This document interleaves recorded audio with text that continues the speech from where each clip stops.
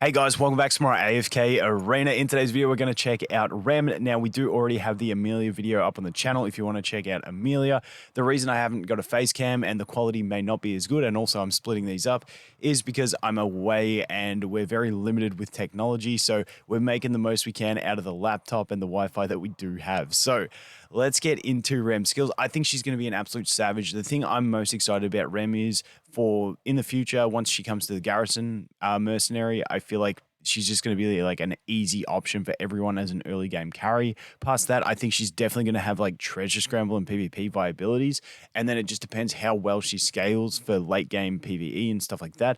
But I think she's going to be a savage. I still think she's going to be good for like maybe some cursed realm bosses that are AoE and stuff like that, because I feel like she's going to have really high damage output. But let's get into it. That's my initial thoughts. Let me know what you guys think. That is expanded. So for the ultimate, Rem enters her demon form for 8 seconds. She will not exit demon form while other skills are being used, and swings her morning star multiple times, damaging nearby enemies for 200% of her attack rating per hit. The one thing with this is when you test it, I'm pretty sure it just hits everything on the board. It's like not nearby. It's like the whole bloody board. It looks sick as well. In Demon form, Rem deals 20% more damage and drains 10 energy from all enemy heroes every 2 seconds. If Rem uses her ultimate while already in Demon form, the duration of her Demon form will be reset, and the effects of her current Morningstar swings will be enhanced, dealing damage multiple times, each equal to 250% of her attack rating, and knocking the targets airborne, giving us a little bit of control in there as well. Skill ups: while in demon form, Rem's normal attack speed is increased by 20 points, and 40% of the damage she deals will be converted into healing for herself. And this is the huge thing why I think she's going to be a crazy early game carry in about, like, I don't know, 6 months time when they finally add her into it, because like that is busted. Like she's gonna be crazy. She's gonna be crazy. The energy a Rem drains from all enemy heroes is increased to 15 points every 2 seconds. So that is her ultimate. Once again, can't have an ultimate that's just easy to read anymore these days. Next skill. Rem uses her Morningstar to smash the enemy who has dealt the highest total damage, damaging the enemy for 200% of her attack rating, knocking them back, and reducing their energy by 250 points. If the enemy is knocked to the edge of the battlefield, they will take additional damage equal to 150% of her attack.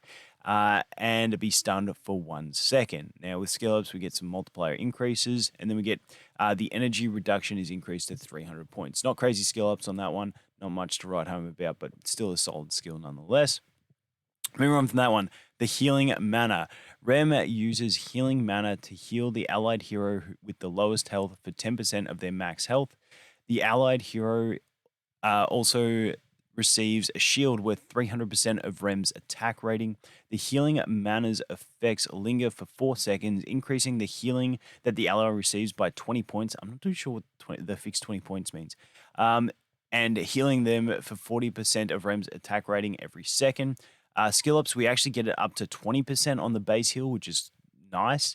And then for 30 engraving, the healing mana's effect now linger for 8 seconds, and the heal the allied hero gets is 80%. So doubles the duration and doubles the heal that they receive. Moving on from that, we have the Demon Tribe passive. Rem's attack rating permanently increases the more her allies take damage. For every 1% of their max health that an ally loses, Rem's attack increases by 2% up to 200%, and then it goes up to 300%. Now, I'm not too sure exactly the way this works, whether it's like an ally loses 1% and they get healed, and then they lose it again, that same 1%. I'm pretty sure that would be it, but don't quote me. We'll have to do some testing.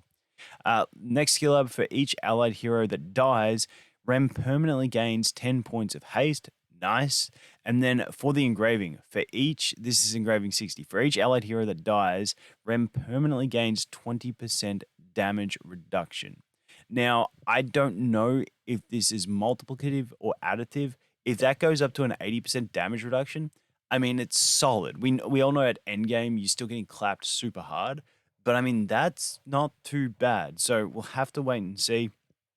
Put her on a team with Amelia, where Amelia dies and then just nukes everything, and then you get Amelia's engraving. Dude, we just need more engravings. This stuff, everything's engraving, but I think it's gonna be pretty good. Anyway, signature item. Let's jump into it. All damage Rem deals with her Morningstar is increased by 10%. All damage Rem deals with her Morningstar is increased by 20%. 75% of this additional damage ignores enemy shields. All damage Rem deals with Morningstar is increased by 30%, 75% of it ignores enemy shields, and then at level 30 signature item, while Rem is in demon form, 100% of the damage dealt by her ultimate ignores enemy shields. So we don't really have to worry about shields when we're using Rem. Happy days. Moving on from that, let's go to the furniture. When an allied hero takes fatal damage, they will immediately receive the effects of the healing mana skill and become immune to damage for 0.5 seconds. This effect can only be triggered by each ally once per battle. So it's only a 0.5 seconds. I knew this was going to have to be a really short duration. We'll have to see how effective this is. Once again, in high scaling situations, I don't think this is going to be crazy, except for the 9 furniture. The healing mana skill triggered when an ally hero takes fatal damage also restores their energy by 500. So that is what makes this more viable in my opinion, because if it gets them to an ult and that can turn the tide of battle, amazing. But a 0.5 second immunity, the amount of damage that comes out in campaign, I think you're just going to get flopped anyway, even though you get a 20% heal. But because of that energy, I still think this is really, really viable. Like I said, Treasure Scramble, I see her being crazy as well. But that is her. Let's jump into the Arena of Trials and check out what she can do. So let's go into this one first of all. And here we go. Wait till you see her ultimate. It's wicked. So that's the one where she punts an enemy. It didn't really knock him back, though. Okay, here it is. It's sick. It's sick. I absolutely love it. Ready? It just hits everything. I don't think it has a range. I think it just hits everything. But it's pretty cool, guys. I love that ult. And Rem Savage. It's absolutely savage. Anyway, let's go take a look at this. Let's jump her in here. Yes. It's hard. I really want to take her into this with like a bunch of level 1 characters and see if she can just clap it, but let's just do this anyway. It's a tough one. So let's just I feel like we really can't see her in this thing. So also I think she's getting the Thorin thing as well, but I mean it's not really an issue. I don't even know if she'll get an ult in this. Will she get an ult? Yeah. So we'll have to wait for more testing. I think she's going to be sick, but we'll have to wait and see. But that is going to be the ult there. Once again, let's check damage. Considering she didn't ult, I still think damage will be okay. Yeah. I mean, without ult, that damage, not too bad. But once again, these things don't scale, so we'll have to wait and see.